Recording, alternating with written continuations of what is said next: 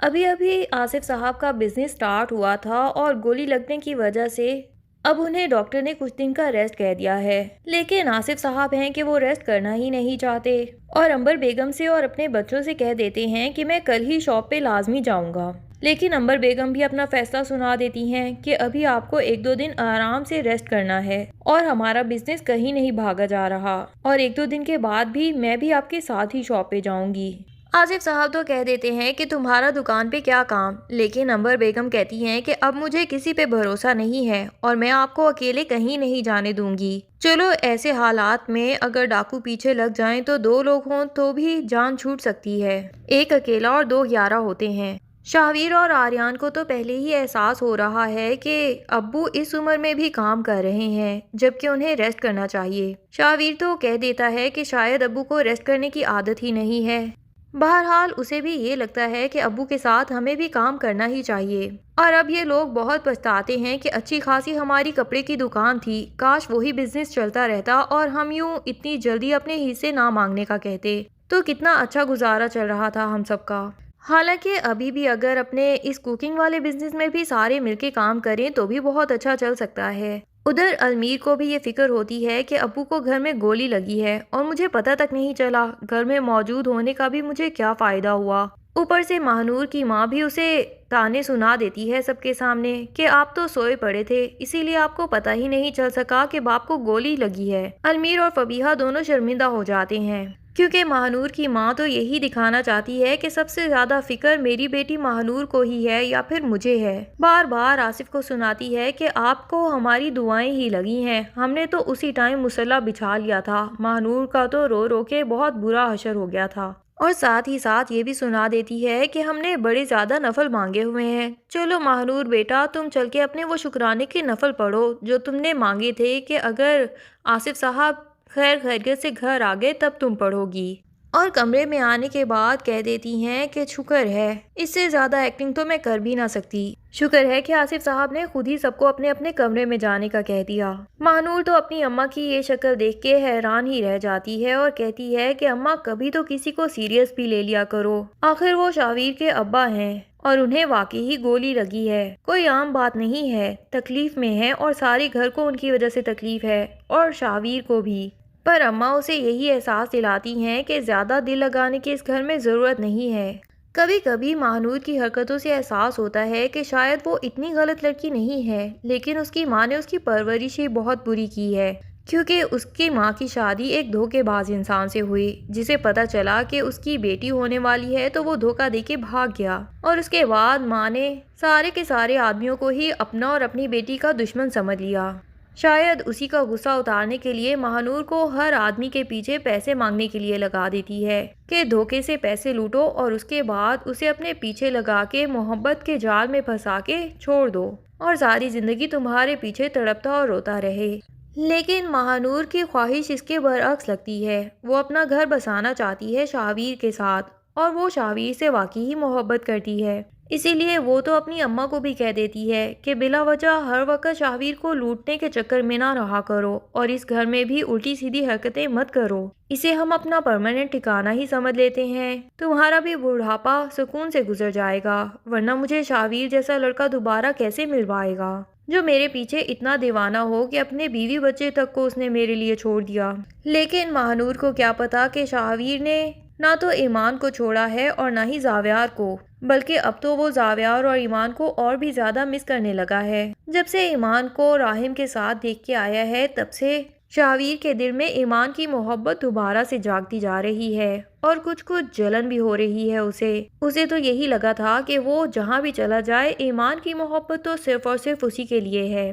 ایمان کی زندگی میں کوئی اور انسان، اور وہ بھی شاویر سے بھی زیادہ اچھا اور خیال رکھنے والا انسان آ گیا ہے، یہ سوچ کے تو شاویر کو بالکل اچھا محسوس نہیں ہو رہا۔ اب یہ جلن ہے یا واقعی اس کی محبت ہے یہ تو وہ نہیں جانتا، لیکن وہ ایمان کو اپنی زندگی میں شامل کرنا چاہتا ہے، تبھی تو بہانے سے زاویار کی طبیعت پوچھنے کے لیے اسے کالز کرتا ہے۔ لیکن ایمان بھی اب شاویر کو بالکل پسند نہیں کرتی، جس نے زندگی میں ایک بار دھوکہ دے دیا اس کے اوپر آخر کیا اعتبار، اور پھر ایمان کو جب جاب میں اتنی ترقی مل رہی ہے اسے شاویر جیسے کمزور سہارے کی آخر کیا ضرورت ہے۔ ادھر المیر ہے جو اپنے باپ کی طبیعت کی وجہ سے فبیہہ کو فیصلہ سنا دیتا ہے کہ میں چاہ رہا ہوں 1-2 دن اپنی شاپ پہ نہ جاؤں۔ ابا کی طبیعت ویسے ہی ٹھیک نہیں ہے تو میں چاہ رہا ہوں گھر میں رہ کے ان کا خیال رکھوں۔ لیکن فبیہہ بھی غصے میں سنا دیتی ہے کہ تمہیں میرے باپ نے پیسے اس لیے نہیں دیے کہ تم یہاں بیٹھ کے اپنے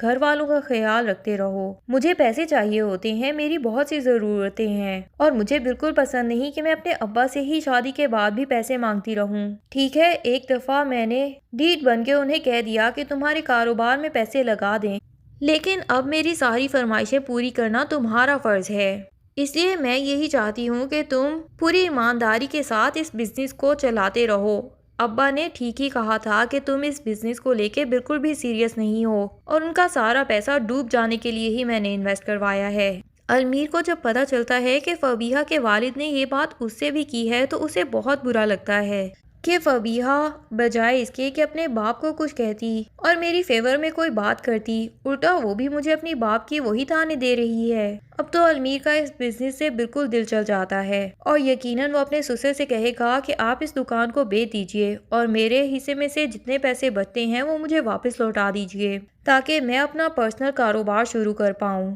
اور المیر بھی یقیناً یہی سوچے گا کہ جس طرح اس کے باپ کا بزنس چل گیا ہے تو کیوں نہ وہ بھی اپنے ماں باپ کے ساتھ مل کے اسی کوکنگ والے بزنس کو ہی آگے چلائے۔ ایٹ لیسٹ یوں فبیہہ کے تانوں سے اور اس کے باپ کی باتیں سننے سے تو بچ جائے گا، لیکن فبیہہ کی خواہشات بہت بڑی بڑی ہیں جو شاید اس چھوٹے سے بزنس سے پوری نہیں ہونے والی۔ اور یہ بھی سچ ہے کہ فبیہہ اس کی محبت ہے تو اس کی خواہشات پوری کرنے کے لیے یہ ہو سکتا ہے کہ وہ اپنی خواہشات کی قربانی دے دے اور فبیہہ کے والد کی ہر طرح کی بات سننے کے لیے بھی راضی ہو جائے۔ آریان کی جاب تو اچھی چل رہی ہے، مہک اور آریان کا رشتہ بھی ابھی تک اچھا چل رہا ہے، لیکن شاید ماہنور کی ماں زیادہ دیر تک اس رشتے کو اچھا چلنے نہیں دے گی۔ وہ کسی نہ کسی بات پہ ان دونوں کو کمپلیکسز میں ڈالتی ہی جاتی ہے اور گھر کے ہر بندے سے کوئی نہ کوئی پنگے کرتی رہتی ہے۔ جس طرح فبیہہ کا کھانا چرا کے سارا کا سارا مٹن کڑھائی اس نے کھا لیا اور بعد میں جب فبیہہ نے ہنگامہ کریٹ کیا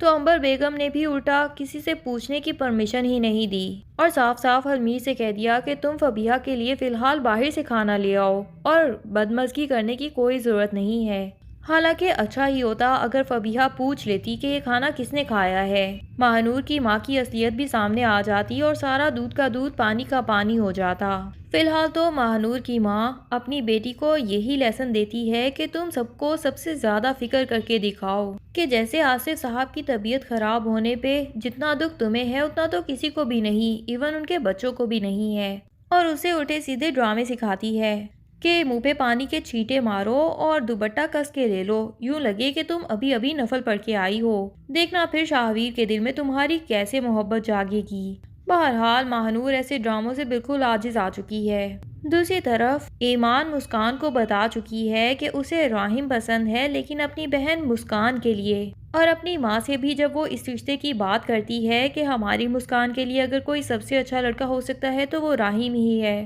تو مسکان کو اپنی بہن پہ اور بھی زیادہ پیار آتا ہے اور وہ ایمان کو گلے سے لگا لیتی ہے۔ اس کی یہ غلط فہمی دور ہو جاتی ہے کہ کہیں ایمان آپ ہی راحم کے ساتھ خود تو شادی کرنے میں انٹرسٹڈ نہیں ہو گئیں۔ راحم تو خود بھی کسی بھی اور لڑکی سے شادی کرنے کے لیے راضی ہی نہیں ہے، تبھی وہ اپنے گھر والوں کو کہہ دیتا ہے کہ میں مہک آپی کو منا ہی لوں گا اور میرا رشتہ جب بھی ہوگا وہ مسکان کے ساتھ ہی ہوگا۔ آپ کو کیا لگتا ہے، کیا مہک اپنی ضد چھوڑ دے گی اور بھائی کی شادی ہونے دے گی؟ اپنی رائے کا اظہار کمنٹس میں کرنا نہ بھولیے گا۔